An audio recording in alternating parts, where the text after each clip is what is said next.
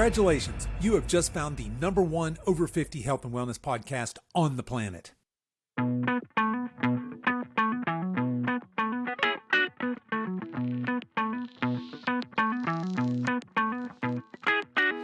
Hello and welcome to the Over 50 Health and Wellness Podcast. I'm your host, Kevin English. I'm the founder of The Silver Edge, and our mission is to help you build and maintain a lean, healthy body that you love for the rest of your life, so that you can show up in the second half of your life as the healthiest, strongest, most vital version of yourself. We have another episode of the Coach's Corner today, so no guest, it's just me, and of course we'll be back next week with our normal interview format. But this week, I want to talk to you about a weight loss method that seems to be all the rage right now, and that's intermittent fasting. But before we get to that, I want to let you know that this episode is brought to you by The Silver Edge. The Silver Edge is my online nutrition, exercise, and lifestyle coaching business, catering to those of you over 50 who aren't ready to give up and buy into the common narrative of it's all downhill from here. At The Silver Edge, we take a health-first approach to working with our clients to help them build lean, strong, healthy, vital bodies that last. Look, there's no shortage of lose weight quick coaches, programs, and products out there in the world, but here's the deal. You can either lose weight quickly or permanently. If you're tired of losing and gaining the same weight over and over again, if you're tired of constantly dieting, if you have a poor relationship with food, exercise, and your body, then I invite you to book a call and see if our services are a perfect fit for you and your goals. The easiest way to do this is head over to silveredgefitness.com and click on the coaching tab, or just shoot me an email at coach@silveredgefitness.com. Okay, enough of that. Let's get on with today's show.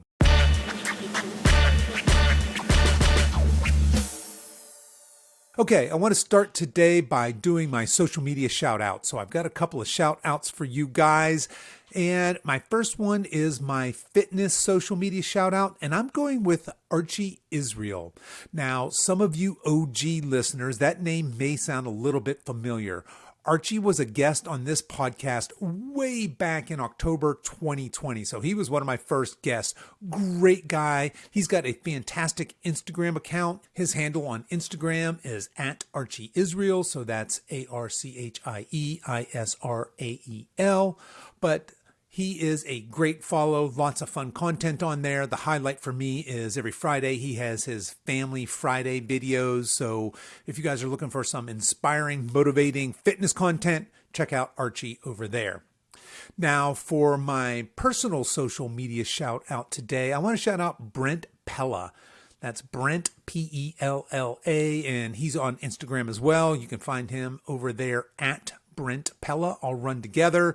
But I guess he's a comedian and he's hilarious. Lately, he's done some videos where he's imitating Joe Rogan, interviewing an alien. He's had a few, I think that Alien's a bit of a video series for him.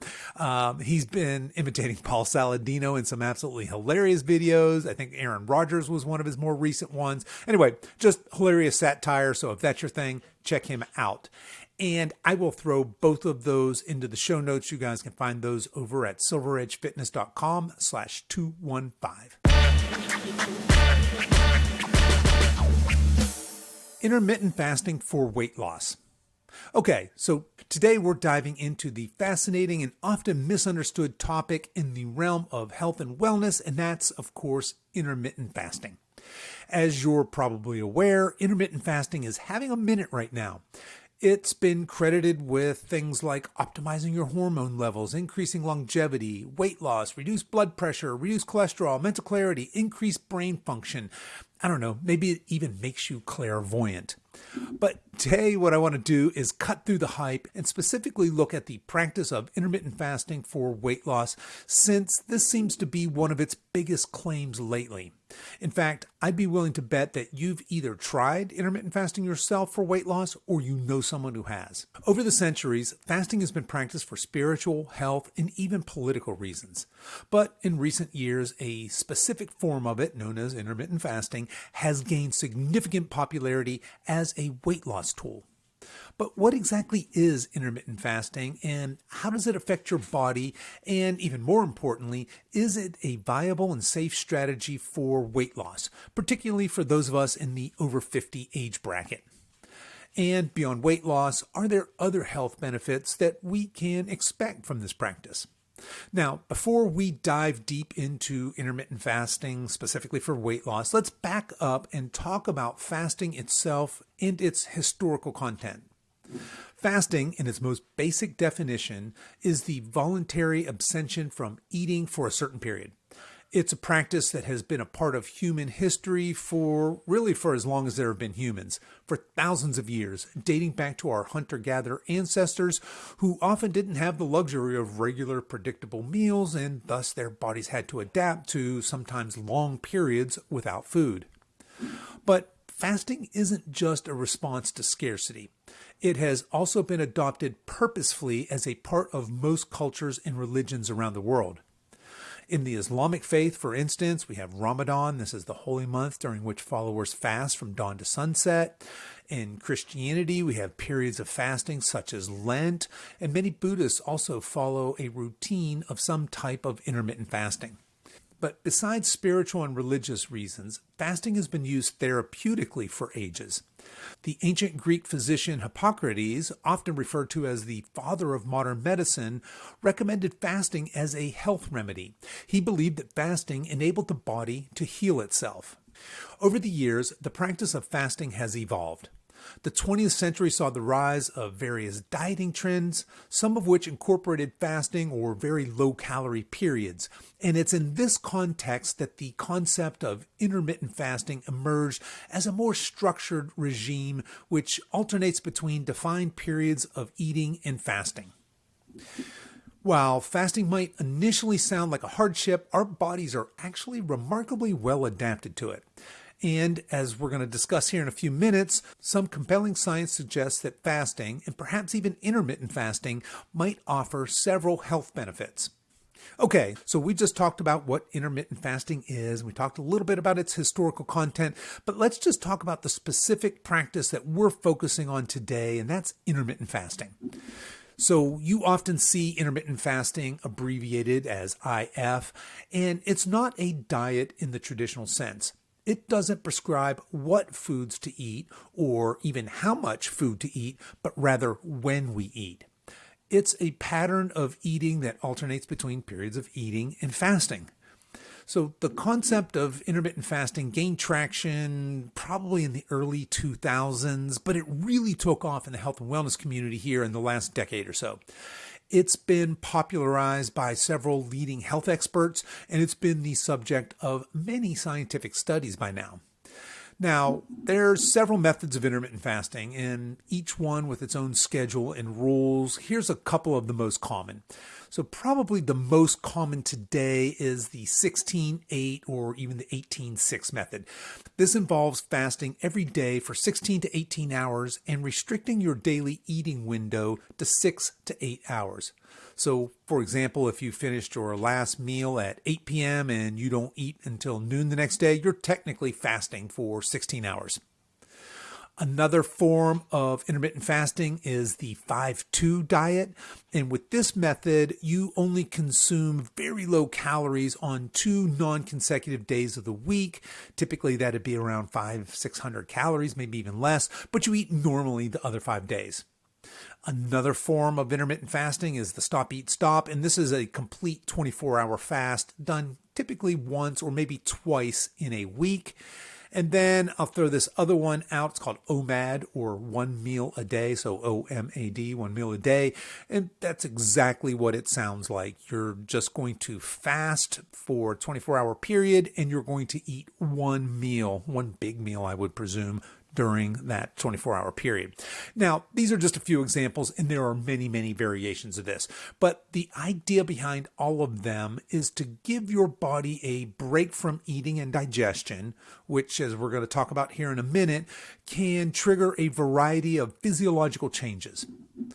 So you might be thinking, okay, so why do people do this? What's the point of eating in these fasting windows? Is there something besides just weight loss to this? And so let's dig into a little bit of the science behind intermittent fasting. When we eat, our bodies spend a few hours processing that food, burning what it can from what we've just consumed. Because it has all of this readily available, easy to burn energy, typically in the form of glucose derived from our food, our bodies will choose to use that energy before our bodies start to burn stored fat. So during a fasting state, several things occur in our bodies on the cellular and molecular level. Insulin levels drop, which facilitates fat burning. The blood levels of growth hormone may increase as much as fivefold.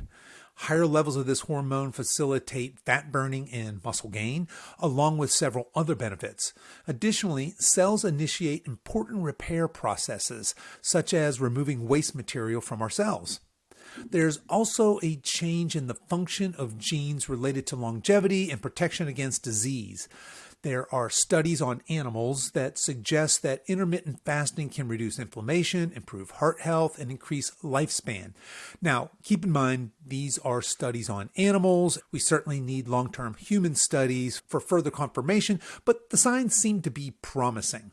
The effects of intermittent fasting, though, go beyond just these physiological responses. Intermittent fasting has been found to improve mental clarity and concentration, and in fact, even help you live longer. Okay, so now that we've explored a little bit of the science behind intermittent fasting, let's dig deeper into some of these health benefits associated with this practice. Now, it's important to note that while the benefits can be significant, they vary greatly among individuals. Factors such as your overall diet, your level of physical activity, your genetic predispositions, and even your sleep habits can influence the results of intermittent fasting. Now, one of the most talked about benefits of intermittent fasting these days is weight loss, and we're going to put a pin in that because I'm going to come back to that here in just a minute. But beyond weight loss, there are numerous potential health benefits, and here are a few.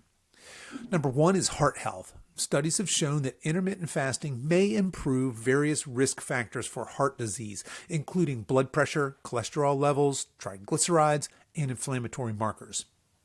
Another one is brain health. Intermittent fasting seems to increase a brain hormone called BDNF, and it may aid in the growth of new nerve cells. It's also thought to help protect against Alzheimer's disease, although certainly more research is needed in this area. Another benefit of intermittent fasting is longevity. Animal studies suggest that intermittent fasting may help animals live longer. For instance, one study found that rats who fasted lived 36 to 83% longer than non-fasting rats. While this is in fact a promising line of research, more studies on humans are needed to substantiate these claims. Another benefit is reduced inflammation. Some research has found that intermittent fasting can help reduce inflammation, which is a key contributor to chronic diseases. Another potential benefit is improved insulin resistance. Intermittent fasting has been found to reduce insulin resistance, lowering blood sugar levels, which could help protect against type 2 diabetes. Another benefit is cellular repair. When fasting, your cells initiate cellular repair processes, including autophagy, where cells digest and remove old and dysfunctional proteins that build up inside of your cells. And another benefit of intermittent fasting is mental clarity and concentration. Many practitioners report improved mental clarity and concentration during periods of fasting. Now, these are just some of the potential benefits of fasting and intermittent fasting. However, it's important to remember that while this science is promising, it's not definitive. This is very young science. Although we've been fasting, again, for pretty much as long as there have been people, as a practice, intermittent fasting is fairly new, and we need more research. Particularly, we need some large-scale human studies to fully understand the long-term effects and the benefits of intermittent fasting. So I'll finish up with this. Just take these benefits and anybody else with their wild claims of what intermittent fasting can do with a grain of salt. But let's get back to intermittent fasting for weight loss, because I feel like that's one of the main reasons that people are turning to intermittent fasting right now, is to help them lose weight. When people find out when they meet me and they find out that I am a nutrition coach, one of the first things they ask me, really there's two questions, right? One is, hey, what about keto? And the other is, hey, what about intermittent fasting? And the reason these questions are typically being asked is it goes something like this. I have a friend at work who has a cousin who who lost 30 pounds with keto, or I have a cousin whose friend lost 20 pounds doing intermittent fasting. So that's typically how that comes up. And intermittent fasting for weight loss seems to be all the rage right now. And the basic idea is that when you enter this fasting state, your body has used up its glucose stores and it begins to burn fat for energy. So this state of metabolic switching is often touted as one of the primary mechanisms for weight loss during intermittent fasting. So again, intermittent fasting for weight loss seems to be all the rage, and there are people out there making these very outlandish claims. But here's where the science is today when it comes to intermittent fasting, specifically for weight loss. It appears that when we control for calorie intake, meaning we have a control group eating in a calorie deficit but not practicing intermittent fasting, and we have an experimental group eating the exact same number of calories in a time-restricted eating window, there is no difference in weight loss between these two groups. Again, there's just no difference. And furthermore, intermittent fasting doesn't seem to be any more effective at long-term weight loss than any other dieting protocol, meaning that it has dismal long-term weight loss effectiveness. But if this is the case, why then are so many people making so many wild claims about intermittent fasting for weight loss? And the answer should be pretty obvious. It's because eating in a time-restricted window is causing them to eat less food. Plain and simple. It seems to have less to do with mitochondrial health and insulin regulation than it does with plain old energy balance. That is, calories in versus calories out.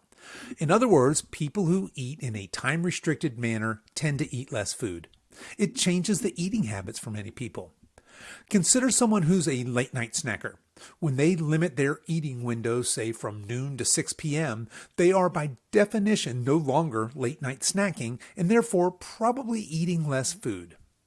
So that brings us to the question of the day. Should you do intermittent fasting for weight loss? And the answer is, of course, it depends.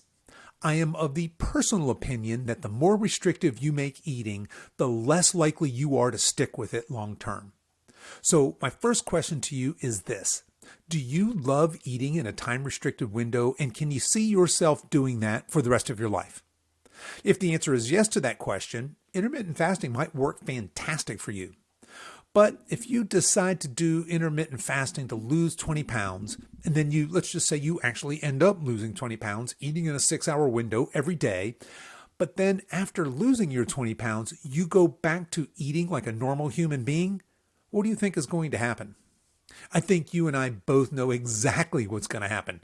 You're going to gain those 20 pounds back and maybe even a couple bonus pounds to boot. Now, for those of you who think I'm trashing intermittent fasting, I'm not, or at least I don't mean to. I actually have an intermittent fasting protocol that I use for myself, and it fits very well with my lifestyle, and maybe it's ideal for you as well. You see, our human biology actually has intermittent fasting built in, and it's called sleep. There's a reason we call the first meal of the day breakfast, because that's when we break our fast from the day before. I'm a big fan of 12-12 fasting.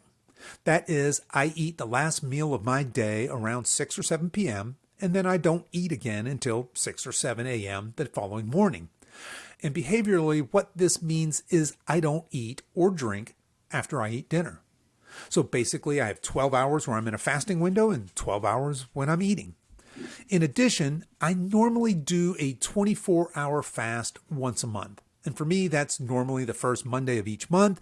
And what I do is I eat a nice big meal Sunday night, and then I don't eat again until Monday evening, which means I skip first breakfast, I skip second breakfast, I skip lunch, and I skip my mid-afternoon snack on that day. Now, during this time, I like to make a little extra room for prayer and meditation, and I like to sit with my feelings of hunger. Now, note that I'm not doing my 12-hour intermittent fasting or my monthly 24-hour fast for the purposes of weight loss, but rather for overall health, because it serves me well and it works with my lifestyle. So here's the bottom line. If you have a weight loss initiative, know that intermittent fasting is not a magic bullet. You'd be much better off making small, healthy changes that you are comfortable sustaining for the rest of your life than you would be trying to eat in a 6-hour feeding window. Now, that being said, I'm a huge proponent of self-experimentation, and if you'd like to play around with intermittent fasting to see how it works for you, I'd recommend starting conservatively. Maybe the 12-hour method works for you. And I'll also leave you with this advice. If you've never done a prolonged fast, typically 24 hours or longer, I'd recommend giving that a try as well. So, as we're wrapping up our discussion on intermittent fasting, it's important to remember the broader context of health and wellness. Fasting, in all of its various forms, has been practiced for millennia. The idea of cycling between periods of eating and fasting is not a radical or new one, but rather a return to the eating patterns that our ancestors were more naturally accustomed to. Intermittent fasting can be a useful tool in the toolbox of overall health strategies. It has potential benefits for heart health, brain health, and potentially even longevity. And who knows, maybe the science bears out that it has some potential benefits for weight loss down the road. However, like any health strategy, it's not one size fits all, but rather it should be seen as a potential method among many to improving your health and well-being. More than anything, it's vital to remember that maintaining health and wellness, especially as we age, is a holistic endeavor. And it's not just about when we eat, but it's also about what we eat, how much we eat, how we move, how we sleep, how we manage stress, and how we connect with others. All of these factors interplay to influence our overall well-being.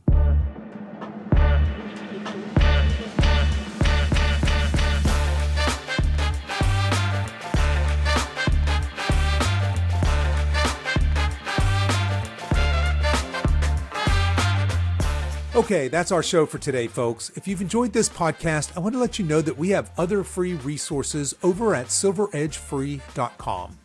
There, you'll find our free guides with our top tips on nutrition, exercise, and healthy lifestyle to assist you in your weight loss and fitness journey. So feel free to head over there and download anything that looks useful to you.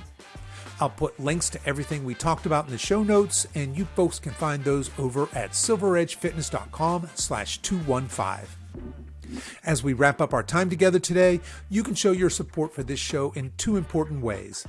One is to tell a friend about this podcast and encourage them to give it a listen. The second is for you YouTube folks to click the like and subscribe buttons, and you podcast folks to please consider giving this podcast a 5-star review on whatever platform you listen to podcasts on, and be sure to subscribe and follow so you don't miss any future episodes. I really appreciate you spending your time with me today, and until next time, stay strong.